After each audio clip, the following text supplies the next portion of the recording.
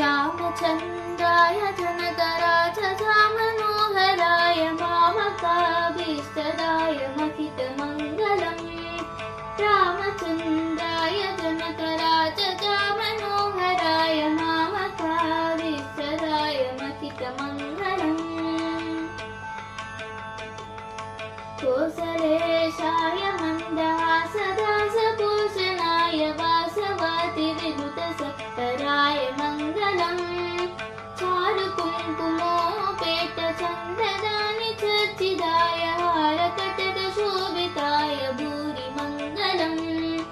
कोसलेशाय मन्दहासदासभूषणाय वासवादिविनुतसत्वराय मङ्गलम्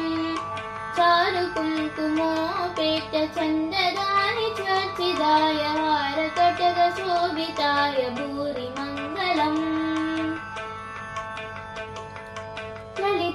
ललितरत्नकुण्डलाय तुलसीवनमालिकाय चलदसदृशदेहाय दिव्यमङ्गलम् देवकी सुपुत्राय देवदेवोत्तमाय भावजा गुरुवराय काव्यमङ्गलम् ललितरत्नकुण्डलाय तुलसीवनमालिकाय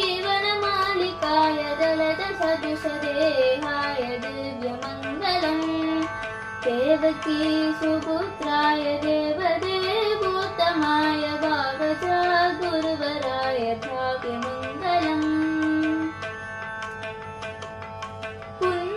पुण्डरीकाक्षाय पूर्णचन्द्रवदनाय अण्डजावाहनाय तुलमङ्गलम् विमलरूपाय विविधवेदान्तवेद्याय सुमुखचित्तकामिताय शुभमङ्गलम्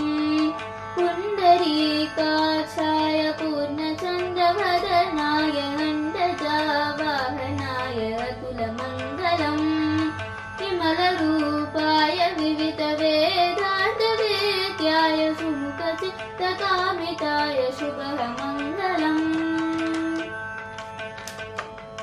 रामदास मृदुलहृदय तामरसनिवासाय स्वामि भक्तगिरिवराय सर्वमङ्गलम् स्वामि भक्तगिरिवराय सर्वमङ्गलम् स्वामि भक्तगिरिवराय सर्वमङ्गलम् रामदास मृदुलहृदय तामरसनिवासाय स्वामि भक्तगिरिवराय सर्वमङ्गलम् स्वामि भक्तगिरिवराय सर्वमङ्गलम् स्वामि भक्तगिरिवराय सर्वमङ्गलम् रामचन्द्राय जनकराजमनोहराय मामकाभीष्टदाय महितमङ्गलम् रामचन्द्राय जनकराजमनोहराय मामकाभीष्टदाय महितमङ्गलम् महितमङ्गलम् महितमङ्गलम्।